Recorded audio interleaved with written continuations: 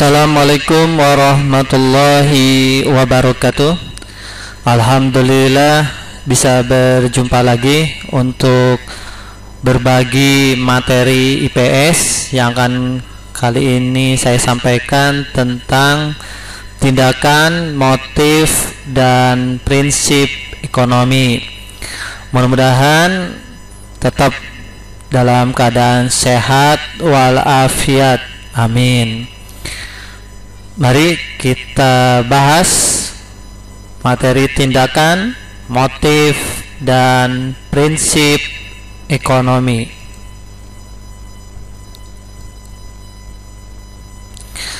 Apa itu tindakan ekonomi?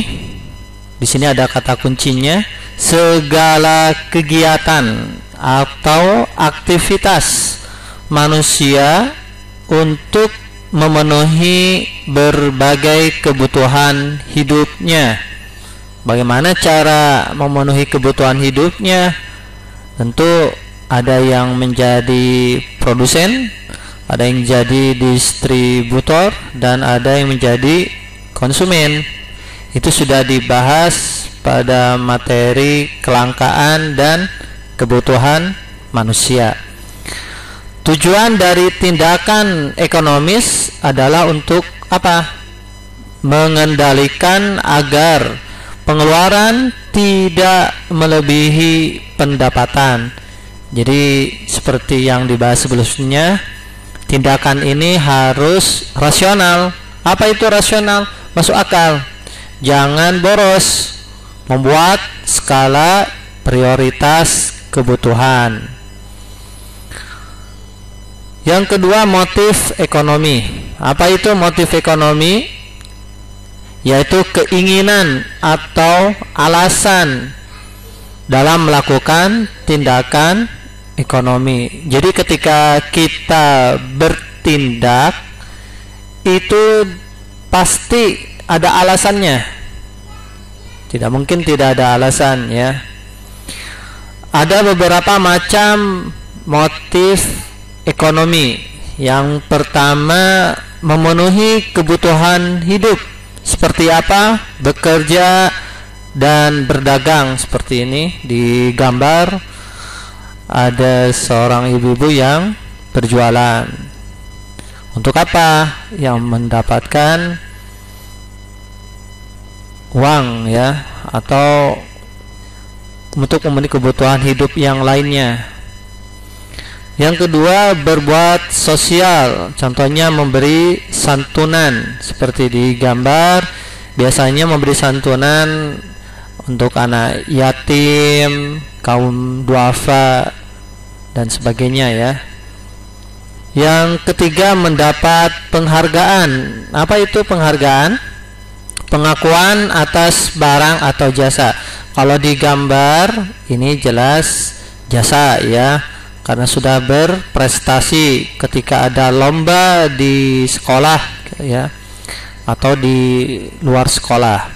Kalau untuk produsen, pengakuan penghargaannya apa? Seperti penghargaan dari presiden atau menteri perdagangan. Itu supaya apa? Dapat pengakuan bahwa barang tersebut laku di masyarakat dan masyarakat percaya terhadap barang yang dijual, entah itu kualitasnya ataupun selera yang sesuai dengan konsumen. Jadi semakin produsen itu dipercaya masyarakat, banyak penghargaan, maka akan mendapatkan keuntungan, yaitu apa? Kembali lagi kepercayaan.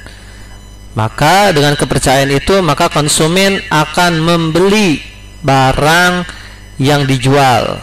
Yang keempat, memperoleh kekuasaan. Dengan cara apa? Membuka cabang usaha dan masuk partai politik. Semisal di dalam gambar ini proses pembuatan produsen tahu Sumedang misalkan.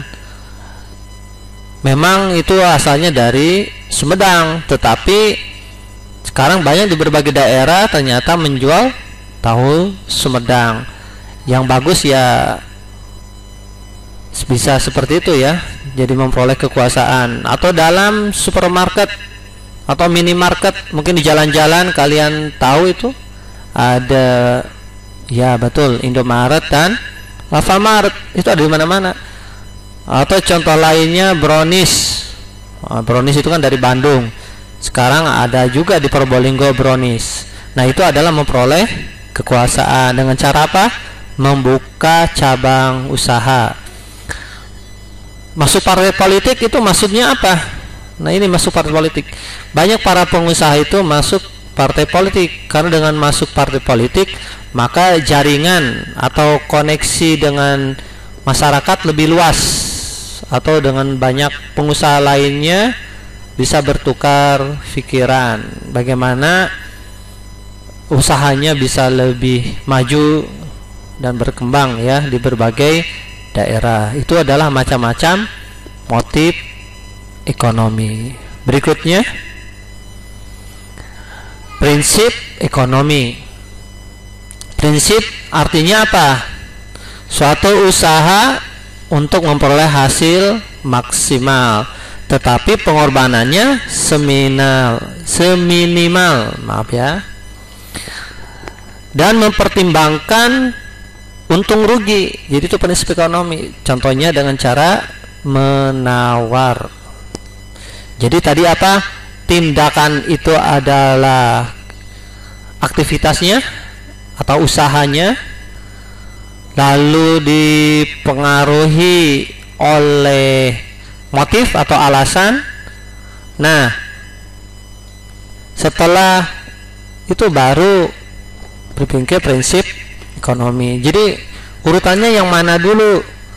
Urutannya pasti alasan dulu ya, kenapa dia makan, lalu bertindak mencari makanan, lalu dalam prinsipnya saya ini lapar.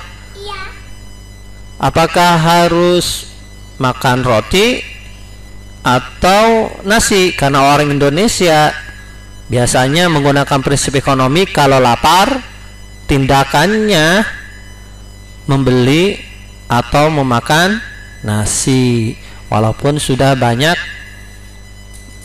makan roti 2 tapi tetap masih bilang belum makan. Seperti itu. Jadi tadi motif dulu, lalu dia bertindak, dan ketika bertindak dia diberikan pilihan untung rugi. Nah, itu prinsip ekonomi. Manfaat prinsip ekonomi secara umum. Yang pertama adalah rasional untuk mendapatkan keuntungan. Yang kedua, mendapatkan keuntungan yang besar. Yang ketiga, pengorbanannya sedikit. Yang keempat, skala prioritas dalam memenuhi kebutuhan hidup. Berikutnya, contoh prinsip ekonomi secara umum nih ya.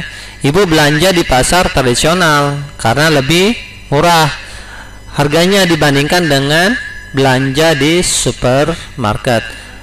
Nah, yang kedua ini coba kalian cari contoh yang menggunakan prinsip ekonomi dalam kehidupan sehari-hari. Pasti pernah lah contohnya kalian tawar-menawar ya.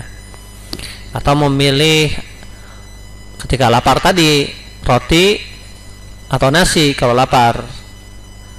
Lapar adalah motif, tindakan adalah makan. Ketika pilihannya memilih nasi, itu sudah prinsip ekonomi.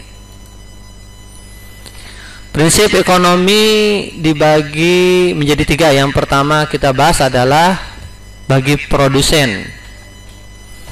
Yang pertama, produk harus sesuai dengan selera masyarakat. Kenapa harus selera masyarakat? Karena kan dijual ya, konsumen masyarakat di sini. Selera masyarakat lagi senang warna apa ini atau bentuknya seperti apa. Kalau tidak sesuai ya tidak dibeli. Nanti rugi sendiri itu produsen. Yang kedua, lokasi dekat dengan produksi, jangan terlalu jauh, nanti berat di ongkos. Yang ketiga, bahan baku dan hasil barangnya berkualitas. Yang keempat, mendapatkan keuntungan yang sebesar mungkin. Prinsip ekonomi bagi distribusi atau penyalur barang. Harga jual terjangkau. Yang kedua, transportasi yang sesuai barang. Jadi kita sesuaikannya ini transportasi dengan barang yang akan dibawa ya. Yang ketiga, kualitas pelayanan pada masyarakat. Kalau jutek, pokoknya jarang senyum, ya konsumen tidak suka ya, bahkan ditinggal itu, pelayanannya tidak baik. Jadi pelayanan harus baik. Yang keempat, menyalurkan barang tepat waktu. Kalau kita butuh jam 10, maka jam 10 usahakan harus tepat waktu, jangan sampai jam 2, nanti dikomplain konsumen, kapok nanti. Yang rugi siapa? Ya kita sendiri sebagai distribusi atau distributor. Yang kelima, mendapatkan keuntungan. Yang ketiga, prinsip ekonomi bagi konsumen. Satu, membuat skala prioritas dalam memenuhi kebutuhan hidup. Tadi ini penting sekali ya. Mana yang dibutuhkan dulu, atau disebut dengan primer dulu, baru sekunder, baru tersier. Yang kedua, memilih barang dan jasa yang berkualitas tinggi. Jangan sampai beli yang murahan cepat rusak, rugi juga kita. Yang ketiga, memperoleh manfaat dari barang dan jasa. Hemat biaya. Ya, itu tadi tidak boros. Oke, terima kasih atas perhatiannya. Semoga bermanfaat. Wassalamualaikum warahmatullahi wabarakatuh.